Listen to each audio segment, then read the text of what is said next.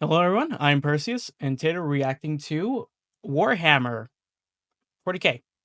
This is a video by Bricky, and then the title of this video is What is Warhammer 40k? Timeline of 40k lore. I only know Mr. Bricky because of Left 4 Dead. I did not know he posted anything about this. Actually, I don't think I ever subscribed to him.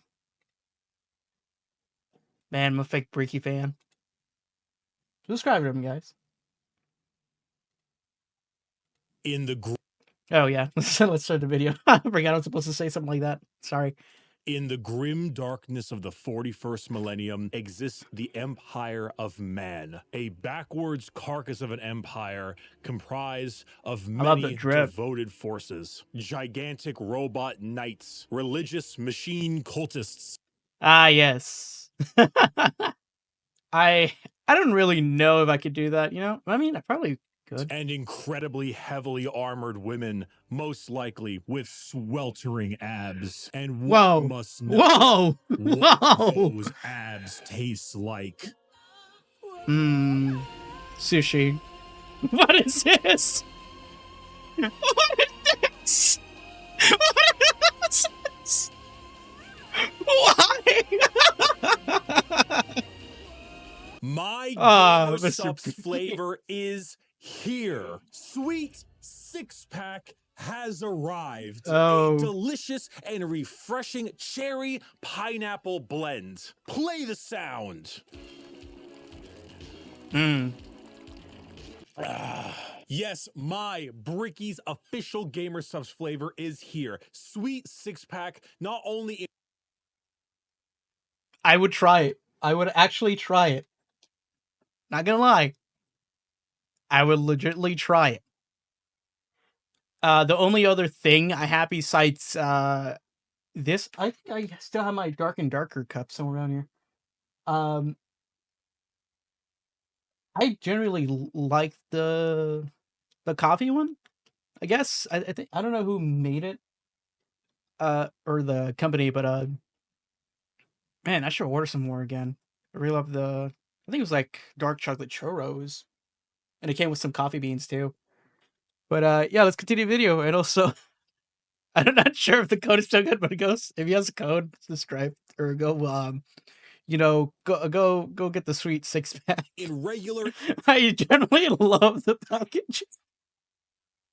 It's so out of the blue. Energy mode, but also in caffeine free. The Caffeine cherry free pineapple flavor is not the kind of flavor that just smacks you in the face. It is light, it is refreshing, and it's one of those things where you sip it and you go, not bad. And next thing you know, you are having your fourth refill the same day. And it is available now. Link in the description. Use code Bricky for 10% off your entire order. Not just for this, but for everything you buy. And no, the pre-sale's up. Wait a minute, the pre-sale's obviously gonna be over. What am I so upset?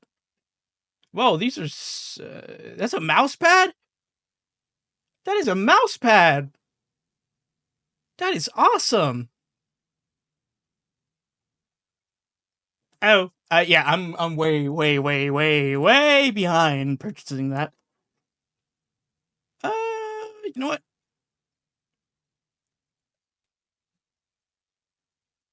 Quick buy. I'll save it into. Ooh. Thank you, Mr. Bricky. You sent me $4. You know what? I'm gonna buy it tomorrow, and I'll drink it once it gets here. Back to the scheduled video. And I'm not dumb. If you buy any of these tubs, regular, caffeine-free of my sweet six-pack flavor, you will get a Muscle Girl 32-ounce shaker completely for free. There are only a couple thousand of those shakers, so get it while supplies last. Yeah, I cannot believe we finally have this, that. but I told everyone, like, once you find out the flavor, you'll be like, yeah, that tracks, and damn straight does it track. Sweet six-pack available now. Code Bricky, link in the description. Yes!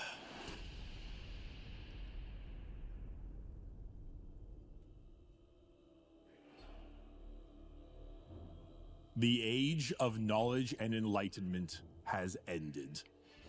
The Age of Darkness has begun. Oh. Roughly 60 million years ago, there existed aliens. And these aliens Sorry, that actually got me off guard. That's pretty. Whoa, what is this? I was looking down. What is this lived creature? short, painful lives. They belonged to radiation-stricken worlds and often died of various cancers before the age of 30. These aliens, the Necron tier, looked up to the stars and found extreme beings of real power. Beings with the ability to create life. The old ones of the galaxy. They asked these old ones for help. Please cure us of our ailments. To which the old ones said, I'm curious. You think he's like, nah, LOL or something? I don't know. Let's piss off. So okay, that was better than I thought. Whew. the Necron tier gathered together and did the sensible thing. They declared war upon these old beings and were promptly beaten into the dirt back to their short. I mean, what do you expect? You're facing some gods, dude. And you prayed or something to them, like, please. After they declined you, you're like, man, ignore this schmo. Nah. Painful lives. In the world of Warhammer, there is a hell. Oh! Oh! Was that bolt gun in the background? War upon these old beings and were promptly beaten into the dirt back to their short, painful lives. In the world Bolt gun! of Warhammer, there is a hell. This hell is not like you and I know it. It's more of an afterlife, a place where dead souls end up. This place has many names: the Empyrean, the Sea of Souls, the Immaterium, and the Ether. But mostly, we just call it the Warp. While The you Warp. and I know of hell as a place of horrors and punishment, the Warp isn't really that. Not in the beginning. It's energy, but the kind of energy formed from thought and soul. Psychic energy, where the dead souls of people end up in a place that is impossible to understand. No laws of reality exist. Like, time is merely a suggestion, and it is not something that can be braved easily. Could you like age in the warp? Or would you like speed up? I'm curious. Warp would be like sailing the ocean in a pirate movie. To jump from your ship would be certain death. To stay in the sea for too long on your boat could drive a man mad. And there are many dangerous things lurking in those depths. Yet, the sea is not evil. It simply is. Mostly. There are more malevolent beings in those waters. Areas that you do not sail towards. This would be known as the realm of chaos. The realm of chaos exists in the warp as a special area led by 3 chaos gods. Khorne, the god of combat, murder, and slaughter, with a pile of skulls taken in his name. Tzeentch, god of change, mystery, and deceit, a confusing paradox of lies. You know what? I like this design. Really cool. I like Zeke. I already forgot how to pronounce it. Apologies. A confusing paradox of lies, schemes, and sorceries. And Nurgle. Nurgle! I know about Nurgle. I mean, don't know, like, lore-wise of Nurgle. I just know Nurgle. Pretty funny looking dude. I'm pretty sure he can kill me. Of rot, pestilence, and Genshin impact. All things rot in the end. And Grandfather Nurgle is waiting for you with open arms. These gods ruled their respective realm in the warp, sending their many followers against each other in the great game to be the most powerful of all the gods. So the warp exists. Hell is real, parallel to our galaxy, with the realm of chaos and its gods fighting for control. But there are also gods of real space. Gods of space gods, let's go. Of the normal world too. They're called Catan, and they eat stars. Oh. Whoa, okay. I was expecting some, like, chill gods. Man, is every god kind of mean in this world? Not mean, like ruthless. God stays in heaven because he too lives in fear of what he's created? Spy These Kids. star gods saw the plight of our poor Necron tier and how the old ones cast them aside and said, you know what? You guys want immortality? Oh, I hmm. Okay. I'm really thinking hard about this. we will make it happen. We are the gods of the tangible, of real space. We can give you a cure. So then they ate all their souls.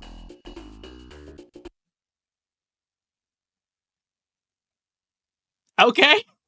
All right. And turned them into robotic automaton, feasting on their souls and leaving a hollow shell of an intelligence left. That is Oh, Necrons. Okay. I was like, man, I heard of Necrons. I was like, yeah, this can't be the same people, right? And I'm not used to them not being like fleshy flesh, you know? I don't think I've ever seen them fleshy flesh. I just know them because of a meme my ace sent me my friend Ace sent me of a Necron, just like, like I think like what's the word? Caressing his hands, metal hands, not caressing, rubbing his hands, whatever you call it, you know. is technically immortal. With the power of an entire species' souls, they turned their new robotic slaves on the old ones and hunted them to extinction. The Necron tier, now the soulless, undying Necrons, got their wish at the price of their souls. But we can count the number of kind gods on an amputated hand. With time, the selfish star gods turned on each other, fighting one another for more chances at glory and power. With this, the leader of the Necrons, Whoa. Whoa, hold on. That guy got blessed. Bro's got big balls and a schlong. Just look at that thing. Eric, the Silent King, the man who doomed his species when he accepted this deal, waited, planned, bide his time until he seized the perfect moment and turned his legions of undead citizens against the star gods. Gods cannot be killed, but they can be broken. So Zarek broke the star gods into thousands of pieces and locked them away in vaults, taking their free will away as they did to them, and sealed them away as basically Pokemon to be used as weapons in the future. Pokemon. Who's that Pokemon? It's Pikachu! It's a Necron. It's the Void Dragon. Zarek then, with his perfect memory, exiled himself. Can I watch that again? Basically Pokemon to be used as weapons in the future. Who's that Pokemon? It's Pikachu! It's the Void Dragon.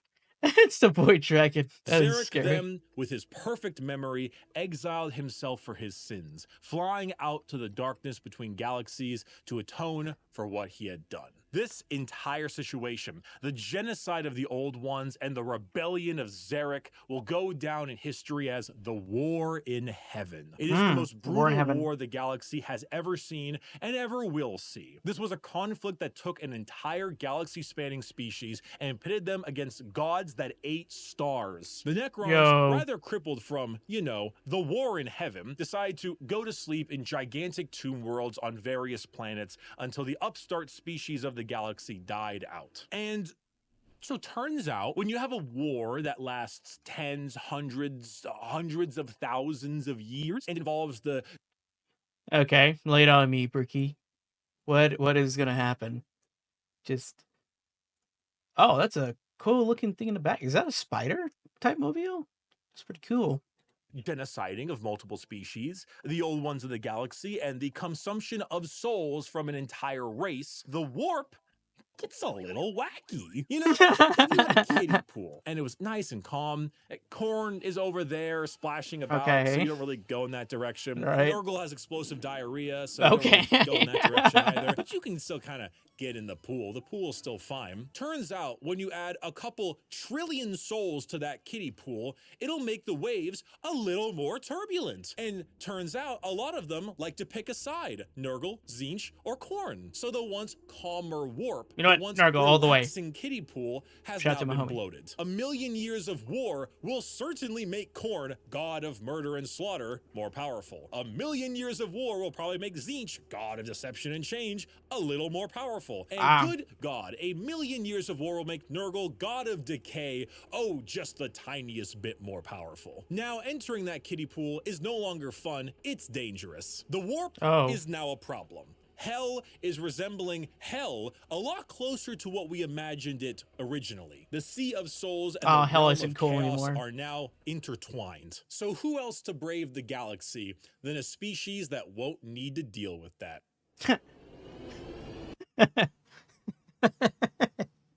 Just won't deal with that. That's crazy.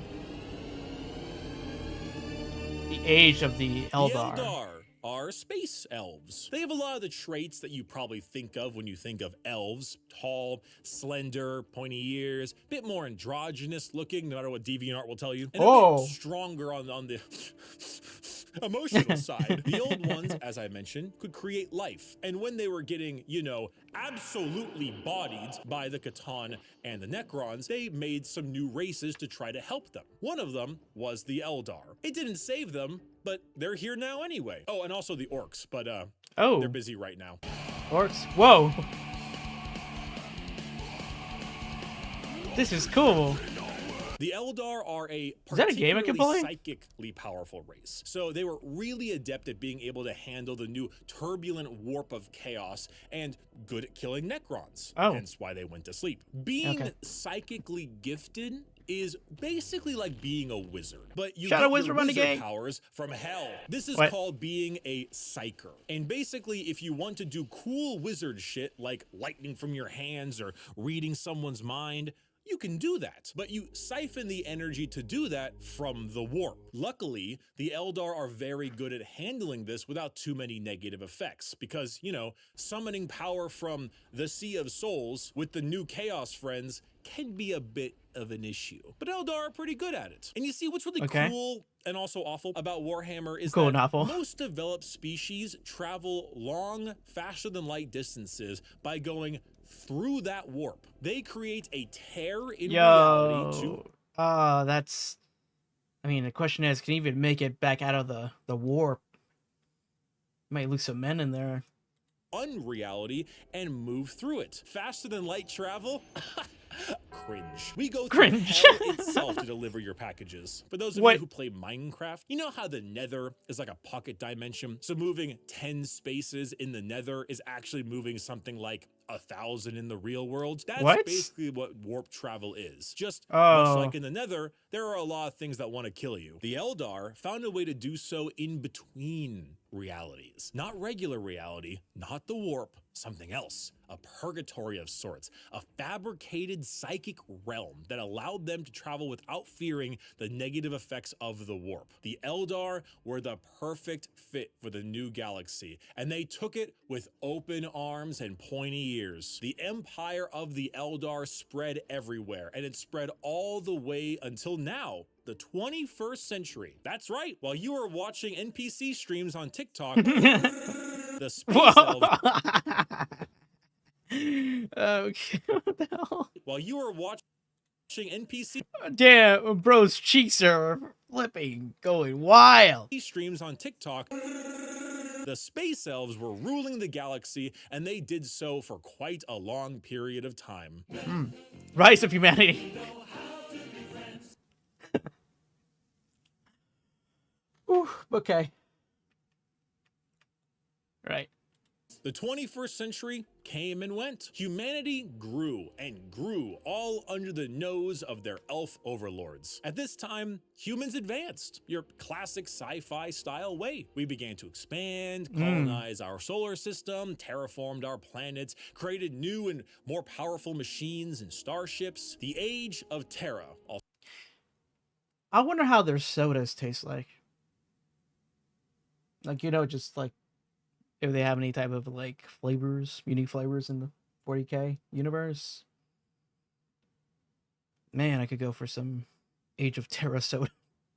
Also known as Earth, but we call it Terra here, was here and existed between the 21st century all the way until the 15th millennia. Not much is known about this time, not much needs to be known. Humanity grew up, sought the stars. It's classic. Then came the years between 15,000 and 25,000, the age of technology, or to some, the dark age of technology. This is when humanity reached a new apex of technological understanding. When you think of sci-fi, there's a lot of things you can think of. Star Trek, maybe Star Wars style. You can go cyberpunk dystopian. The age of technology was deep sci-fi, like a scientific prowess that fringed on magic. This is also when the first ever psychers began showing up in humanity. Individuals with the genetic mutation to be able to access the warp, and then because of that, travel through it. Humanity was no longer constricted to their early ways of travel. With warp travel,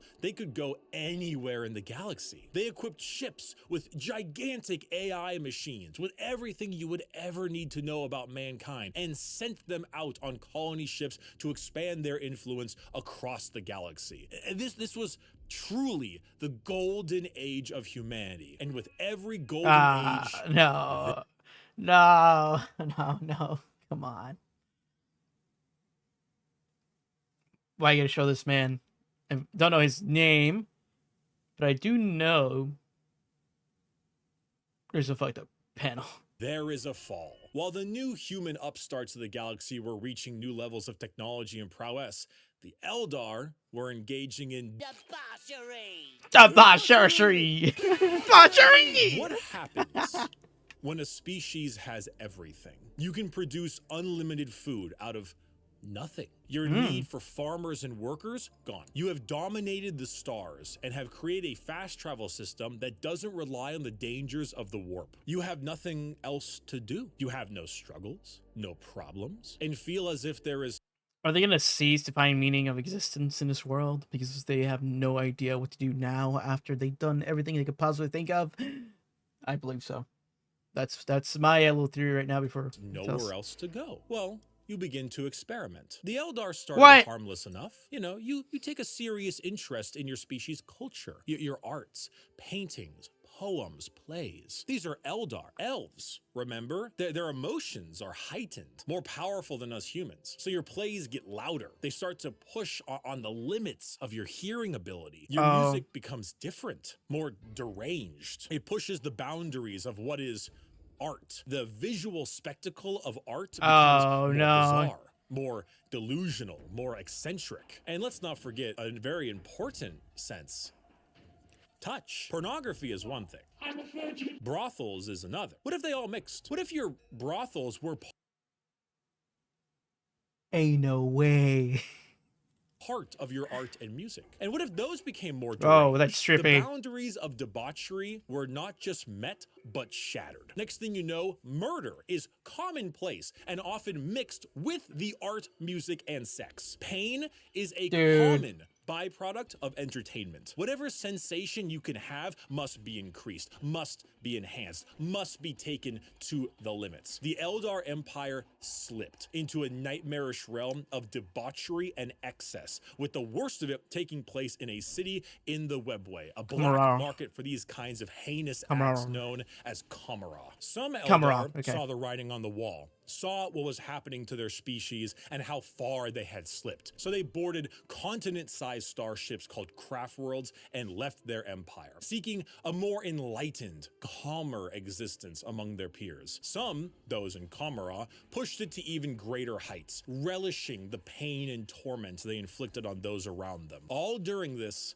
the warp The yin to the Oh, yang of the world no. was fed by these emotions, by the psychic power of the Eldar, by the souls taken in these depraved acts on a galactic scale. And just like that, Eldar ended. Slaanesh, the fourth chaos god, Slaanesh. Whoa! She is packing a willy. was birthed into existence and consumed the souls of 90% of the Eldar population. Those that fled were spared the worst of it, and those in the Webway and Kamara were able to stave off the pull of Slaanesh so long as they continued That is a little crazy. Whoa, they're really enjoying to this. commit horrid acts of torture and violence. But for the majority of the Eldar, their empire died with Slaanesh's birth. The new fourth chaos god, she who thirsts, the god of unspeakable excess of pleasure, pain, hedonism, and perfection, had been born. With the fall of the Eldar Empire came the ruin of humanity. Slaanesh's birth sent storms in the warp across the galaxy, making travel between star systems impossible. Coupled with a huge classic AI rebellion, as a staple in these sci-fi settings, humanity began to suffer the age of strife. Now,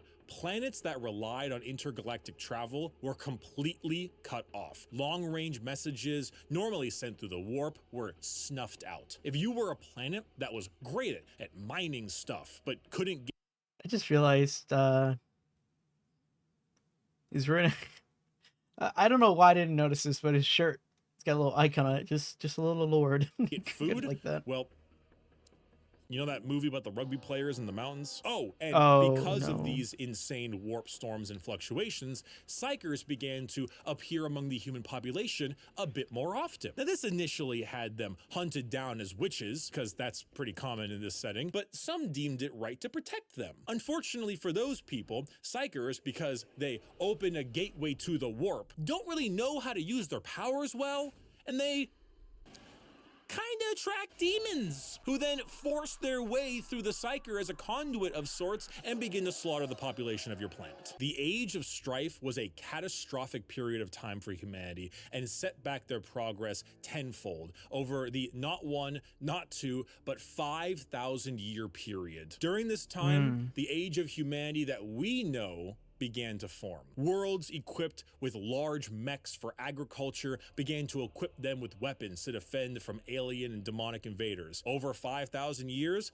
this became a custom and tradition, dubbing them as Night Worlds, a feudal society of honor-bound knights in gigantic robots that uphold the chivalric code to defend their worlds and honor. A group of individuals on Mars, after radioactively bombing their planet to become inhospitable to human life, ran their entire lives underground on the few life support systems keeping them alive. Those technicians who could work on the machines and keep them operational were revered, and over 5,000 years went from skilled members of society to full-blown priests. The cult Mechanicus, or tech priests of Mars, formed in the ashes of the Red Planet with a religious fervor and doctrine on the cult of the machine god. And on Earth, or Terra, techno-barbarian tribes waged war across the planet in a Mad Max style of blood and gore, until finally, a mysterious man who lived in the shadows of Terra for millennia finally revealed himself to the populace. His name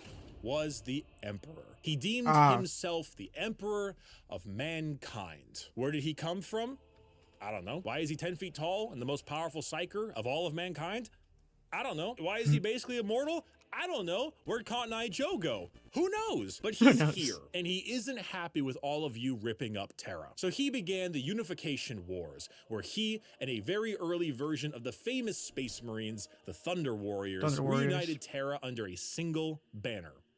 With blood. Then, after taking over Earth, he reunited the Thunder Warriors into the fucking dirt. This is where we get the Imperium of Man, also known as the Imperium. The new faction headed by the Emperor of Mankind, with a treaty signed with the cult Mechanicus on Mars to spread out and reunite humanity after the catastrophic Age of Strife. But first, the Emperor is going to need some smaller versions of himself. 20 of them. 18 of them. I meant gene-crafted sons of the strongest human to ever.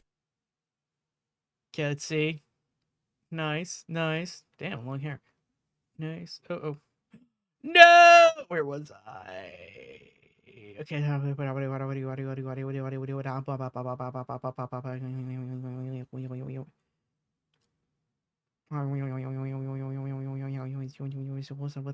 Oh, there we go. Smaller versions of himself. 20 of them. 18 of them, I meant. Gene crafted All right. Everyone looks good. Oh, why is there another one behind this guy? sons of the strongest human to ever live. All of them possess unparalleled strategic power, intelligence, formidable strength and size, a real powerful force to unite humanity and stop the chaos of the current galaxy. Speaking of chaos, you ever seen that image of that guy? It's like throwing the baby like a basketball. It's about what happened. The Chaos Gods intervened and grabbed the 18 Primarch gestation pods and yeeted them across the galaxy at a whim, everywhere they could possibly go. A galactic game of keep away. So the Emperor had to get them back. So begins the Great Crusade, a crusade across the stars to reunite not just humanity, but the Emperor with his fallen sons. The first to be found was Horus, one of the strongest and most noble sons. The Emperor carried with him a legion of newly crafted warriors with genetic material made from their Primarch father. These are the newly made Space Marines. For Horus, his were the Luna Wolves. And as the Emperor continued on his great crusade, he found more and more of his sons, reuniting them with their individual Space Marine legions. Leman Russ, the cunning hunter with the Space Wolves. Rogel Dorm, the Phalanx with the Imperial Fists. Angron, the Barbarian, the very angry with his World Eaters. Fulgrim, the Perfect with his Emperor's Children. And Jagatai Khan, the Swift, the Stoic, and his white scars. Those were just some of the 18, and one by one his lost Primarch sons were returned to him. Salamanders! And their Space Marine legions returned to them. The Great Crusade saw humanity once again reconquer the stars, returning worlds of humanity back to the Imperium and killing any and all who stood against their noble crusade. But in the years of the 31st millennia, treachery would break this all apart. Horus Heresy. Horus, the Emperor's most beloved and favored sons, named War Master for the Crusade, succumbed to the power of chaos and daddy issues. All because of that bastard Erebus. Fuck Erebus. Slowly, Horus would become corrupted, turning the Emperor's sons against him. This begins the most pivotal moment in our story, and the one that has like 50 books written about it. 50 books? 50 books? Wow. I better get reading. Half. 9 of the 18 Primarchs turned against the Emperor, and the following years were a bloody battle for the throne of Terra. The Emperor originally was working on a special webway project, just like the Eldar, to make faster-than-light travel significantly easier and safer. Really improve humanity to allow them to conquer the stars without the risk of the warp. Well, this big red idiot named Magnus kind of blew a hole into that. Literally and figuratively. So Big E over there is stuck on a gigantic golden throne, holding back the oncoming rush of demons and powering the Astronomicon. Basically a big North Star for people who are sailing in the warp to help them navigate. The Horus Heresy saw many loyalist and traitor legions pitted against each other in a bloody war until it reached Terra itself. Horus, unable to break through the lines and with time running out, made a gambit and opened his ship up to be boarded. The Emperor took this challenge, quickly allowing someone else to take control of the throne as he teleported his way onto Horus's flagship, the Vengeful Spirit. The Emperor, unable to truly kill his most beloved son, changed his mind right quick when Horus strangled the life out of his other son, Sanguinius. Oh no! I'm sure you've seen this image at some point. Sanguinius. I like that. Someone posted that. Life out of his other son, Sanguinius. Oh yeah, he just quit flip around. I mean, obviously, you couldn't kill your own kid. Unless your kid killed another kid right in front of you, then that's when you... I understand those issues, I think. Oh Oh, oh no. Whoa, this is a very nice, sorry. This is a very nice painting here. Sure, you've seen this image at some point. I have not Then until now. said, "I'm not gonna sugarcoat it," and proceeded to psychically blast Horus into complete oblivion, killing not only his body, but also his soul. Horribly wounded from this duel, the Emperor is returned to the Golden Throne in order to keep the demons at bay and power the Astronomicon, because without it, humanity would be flying blind. There he sits, slowly dying from his wounds and the strain of powering the Golden Throne. The only thing keeping him alive is feeding upon the souls of 1,000 psychers every single day. This What? was... Wait. How many psychers? Wait, where do you even get these psychers? 10,000 years ago. We are now in the 41st millennium, modern day. Warhammer 40,000. Oh, yeah! Yeah! Yeah! He said it. Warhammer 40,000. Woo! Ah, man. This is great.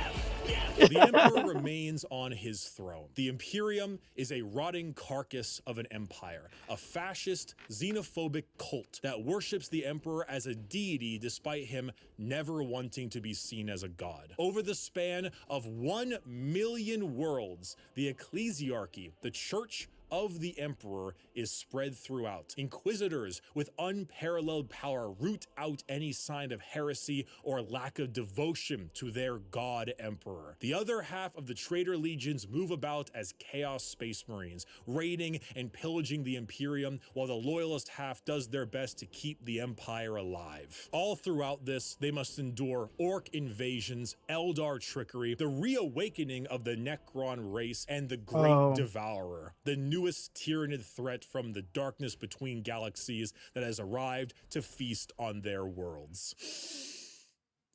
Wow. The theme of Warhammer 40,000 is regression and intolerance. Every major faction in Warhammer has had an empire that spanned the galaxy only to be crushed back to a hollow shell of what they once were due to their own failings. Culture, the arts, personal freedom, religious tolerance, the simple possibility that alien life might not want to kill us is considered heretical and is often met with a pistol to the head. There is no time for these things. All there is time for is worship of the God Emperor and a million wars to be fought. To be a human in the 41st millennia is 99% of the time to live a horrible existence, to be one of trillions of other humans across a million worlds throughout the galaxy. A galaxy where AI is outlawed, so humans are repurposed and lobotomized to become slaves. A place where lack of devotion is met with death. And if you even have devotion, there is a good chance...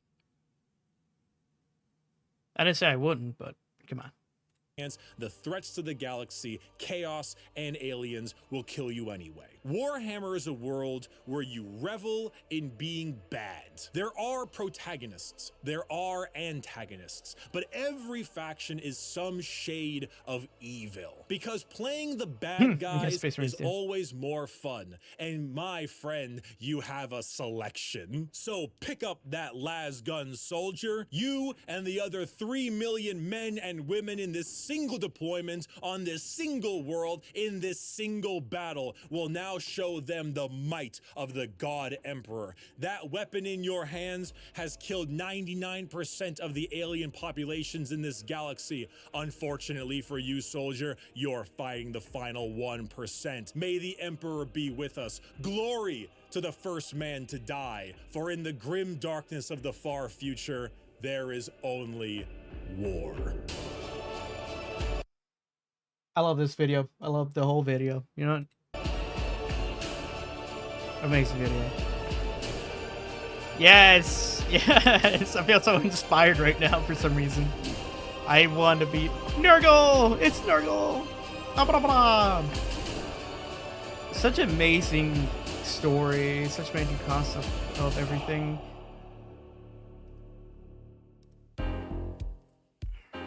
Is that the whole video? Thank you, Yeah. I'll continue the. Let's continue what he's gonna say. everyone. I hope I have helped teach you about Warhammer. If you are a brand new person and you want to get a bit more about the world, Of there course. are multiple books that do a great job at showing off how the entire universe operates. For the most part, Warhammer is a setting, and often stories are told in that setting with a Warhammer coat of paint. Gaunt's Ghosts is Band of Brothers, but Warhammer. It's honestly one of my #1 recommendations for new people. Assassinorum Kingmaker is an assassin novel involving those night worlds. This is Mission Impossible, but Warhammer. Little Warhammer, Bloodlines okay. is Blade Runner, but Warhammer. And the Okay. list goes on and on. If I had to recommend a brand new novel for a first-time Warhammer enjoyer, these are the 4 I would recommend. Horus Rising, Caiaphas Cain. Okay. So looks like I'm gonna have to buy some novels later and read them. Or books. Novels. Same thing, right? I kind of want to start with the Infinite and the Divine. First and Only Gaunt's Ghosts, and Infinite and the Divine. They are all fantastic novels, and they will get you acquainted with the world without needing to know too much. Thank you all so much for watching this video. Get yourself a Gamer Subs flavor, enjoy the new sweet 6-pack, and if you're curious and you want, you know, just a little Lord, you can find him in the description as well on my merchandise store, orchid8.com. Oh, he's got more. Ooh, he's got more videos. Ah, an hour and 56 minutes, 11 seconds. Okay, this is part 1. And every single Warhammer, okay. Faction re-explained. Okay, part. Oh, these are re-explanations. I didn't even realize. Yeah, I'm pretty sure I'm gonna do this one right here. The one I is just highlighting. I'm gonna do that one next. But Thank you for watching, and may the God Emperor be with us. may the God Emperor be with you, Bricky. May the Emperor bless Terra. But yeah, this is a great video. I can somewhat understand a bit more, but not really. I'm like lost. I don't know where to go. But I'll see that those books he recommended.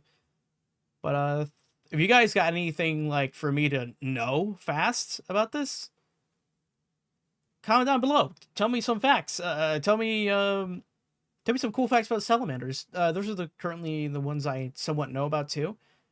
They are my favorite. And this is like after me and Mr. Ace were playing the Warhammer, what's it called? Missions with the co-op submissions, I think, or part of the main missions. You know what I mean, if Space Marine 2 wise. And I picked my colors, salamanders. They're pretty chill dudes. Very chill dudes. It's just such a chill dude. Okay. Anyway. Thank you guys. And I think that's it.